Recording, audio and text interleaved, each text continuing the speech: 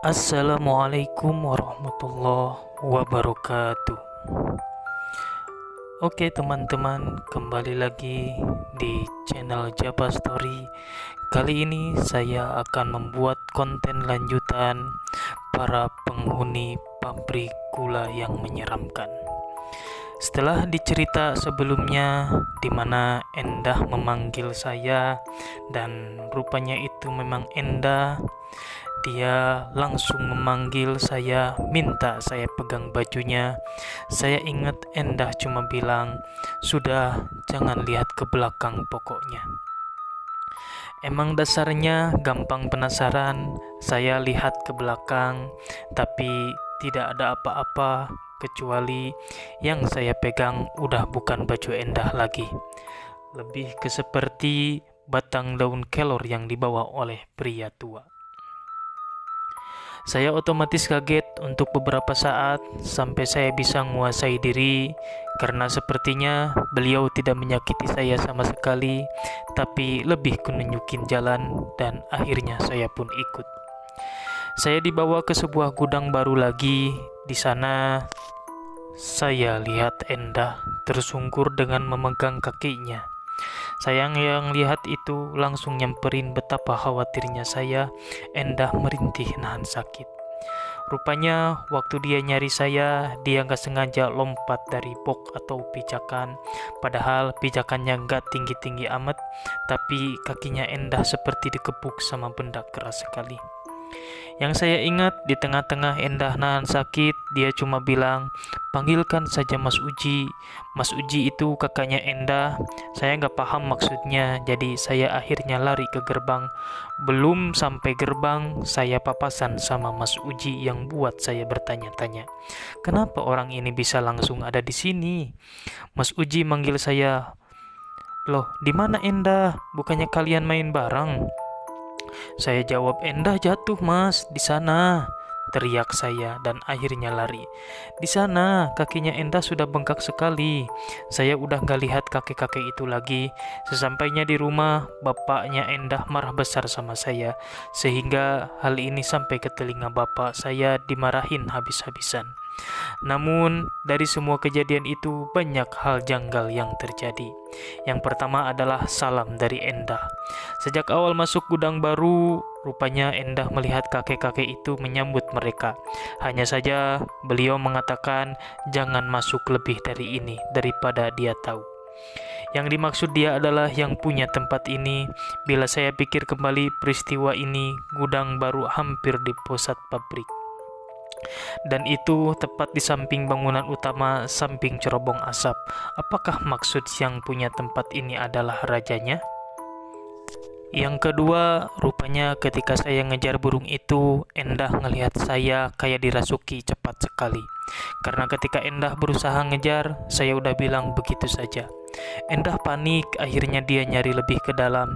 Nah, ketika dia masuk ke tempat ini, dia melihat naga yang besar sekali berjaga di bawah cerobong asap. Di sini Endah ketakutan dan lari meninggalkan tempat itu.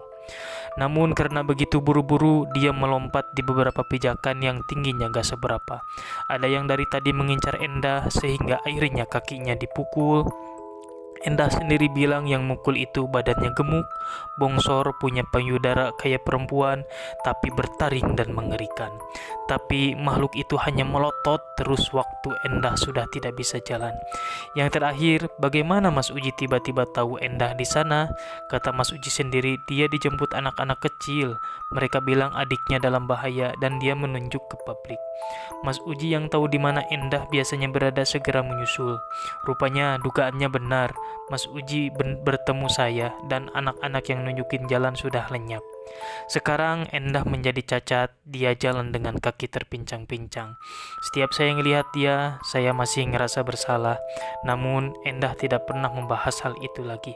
Karena bisa keluar hidup-hidup dari sana itu sudah patut disyukuri dibandingkan dengan seseorang yang ditemukan gantung diri di pohon waru di samping bangunan utama.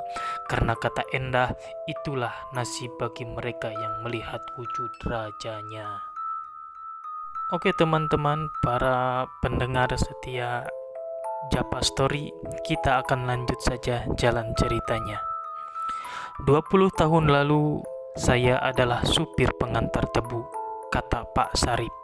Waktu itu maghrib, saya sedang tidur di dalam truk. Terlalu capek setelah menempuh perjalanan jauh untuk mengambil tebu dari kebun pabrik di kota sebelah. Lalu tiba-tiba ramai orang berteriak. Saya pun terbangun. Bergegas saya mencari tahu apa yang terjadi, tapi tak seorang pun mendengar. Akhirnya saya ikut berlari dengan yang lain. Pak Sarip masih menatap kosong sembari menyesap kopi hitamnya. Beliau menatap saya yang tampak serius mendengar ceritanya. Kamu percaya dengan adanya dedemit? Tiba-tiba Pak Sarip bertanya seperti itu. Saya yang pernah berurusan dengan makhluk seperti itu hanya mengangguk, lebih ke terganggu dengan pertanyaannya. Iya Pak Le, saya percaya, kata saya dengan ragu. Pak Sarip mengangguk puas dengan jawaban saya. Kalau rajanya demit? Tanya beliau lagi. Dan disinilah beliau bercerita semua malam ini. Sebelum saya mulai, gak ada salahnya kalian melihat apa yang ada di samping kanan, kiri kalian. Mungkin mereka sedang berdiri memperhatikan. Ingat, kita tidak pernah sendiri. Oke, kita langsung aja ke jalan ceritanya. Hari sudah petang, penerangan di dalam pabrik tidak terlalu bagus, namun saya masih mengejar beberapa orang sampai akhirnya mereka berhenti di satu titik. Pak Sarip menyesap kopinya kembali. Di sana rupanya sudah banyak sekali orang. Mereka berdiri diam menatap sesuatu. Saya yang tidak tahu apa-apa ikut menatap ke arah mana mata mereka tertuju, kata Pak Sarip. Sampai akhirnya saya tahu di atas pohon waru, tepat di samping bangunan utama produksi, ada yang melayang tertiup angin. Itu adalah karyawan pabrik yang gantung diri, ucap Pak Sarip pelan. Saya yang mendengar itu sejenak terdiam. Pikiran saya menerawang jauh, seolah-olah saya melihat apa yang diceritakan Pak Sarip ada di depan mata saya langsung. Kini beliau mengambil sesuatu di kantongnya, sebatang rokok kretek. Sejak kecil saya bisa melihat hal-hal seperti itu. Bahkan waktu saya nyopir di Banyuwangi buat ambil tebu, saya gak pernah takut. Sampai saya ditemani pocong di alas Purwo. Saya biasa aja, toh apa sih yang bisa dilakukan oleh pocong? Palingan cuman bikin kita kaget dan bau pesing. Pak Sarip mulai menghisap rokok kreteknya. Tapi petang itu hawanya benar-benar tidak biasa. Seperti ada sesuatu yang sangat menakutkan. Jauh lebih menakutkan ketimbang genderuwo, kuntilanak, pocong. Allah, itu yang ecek-ecek. Tapi yang di sini, mendadak Pak Sarip mengeraskan suaranya. Gue semakin tegang mendengarnya. Bukan sekedar dedemit. Konon, siapa berani melihat iblis ini, nyawa taruhannya. Itu apa Pak Le? Kata saya dengan penasaran. Rajanya demit yang ada di kerajaan ini. Kerajaan apa maksudnya Pak Le? Saya masih penasaran. Begini, tak kasih tahu. Di dalam pabrik ini ada sebuah kerajaan tak kasat mata. Sebenarnya saya tahu dari dulu. Sudah terasa setiap masuk ke sini. Tapi tidak kusangka yang di sini rupanya adalah Aji Manunggal, kata Pak Sarip. Lalu saya pun bertanya, apa itu Aji Manunggal? Dulu yang seperti ini sudah jadi bagian budaya kita orang Jawa. Nyembah mereka dan tempat mereka memang seharusnya gak di sini. Tapi sejak diusik, sejak dihabisi, kemudian agama mulai dikenal. Mereka akhirnya menyebar, menunggal itu cuma kiasan. Yang artinya makhluk ini sudah hidup jauh sekali dari usia manusia. Bisa dibilang tempatnya mungkin dari tempat yang jauh semacam pelarian. Jadi Raja Demit ini bukan asli dari tanah ini. Pak Sarip mengangguk lebih ke terpaksa agar saya tidak bertanya lagi. Beliau akhirnya melanjutkan, kamu tahu Engger, kalau orang kendat atau gantung diri bagaimana matinya? Tidak tahu Pak Le, jawab saya. Kebanyakan mereka mati dengan mata terbuka. Lidah mereka biasanya melet karena kesakitan sesaat sebelum gantung diri. Pak Sarip menghembuskan asap rokoknya, tapi yang satu ini, dia meninggal dengan wajah ketakutan. Sebegitu ketakutannya sampai wajahnya tegang mengeras. "Terus Pak Le, hubungannya apa?" Pak Sarip kali ini menatap saya. Di wajahnya penuh guratan yang menandakan kini beliau sudah berada di usia yang tidak muda lagi. Apalagi kalau bukan karena diteror. Saya cuma bisa mendengar kalimat ini sembari terngiang di telinga gue. Di telinga saya, yaitu kata teror. Suatu hari saya punya kesempatan buat bercengkrama dengan keluarga besar. Di sana lengkap, di mana ada Bu D dan Pak D, termasuk Dekno yang lagi ngobrol sama Pak Le Yono. Jadi saya pun ikut bergabung. Masih teringat peristiwa di mana Dekno menunjukkan kasih sayang beliau sama saya. Jadi saya tiba-tiba ngomong sesuatu yang entah kenapa seperti diprediksi oleh Dekno. "Jangan khawatir, gak bakalan dia mengganggu kalian," katanya sembari tersenyum yang buat saya ngeri. Dekno adalah orang yang tidak pernah tersenyum, tapi saya pikir saya perlu tahu maksud ucapan beliau. "Pak D, kerajaan yang dulu Pak D pernah ceritakan itu asli atau tidak?" kata saya.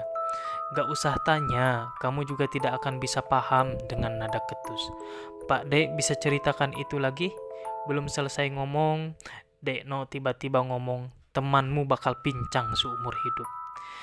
"Endah Pak D namanya," kata saya. "Siapa yang melakukan itu Pak D?"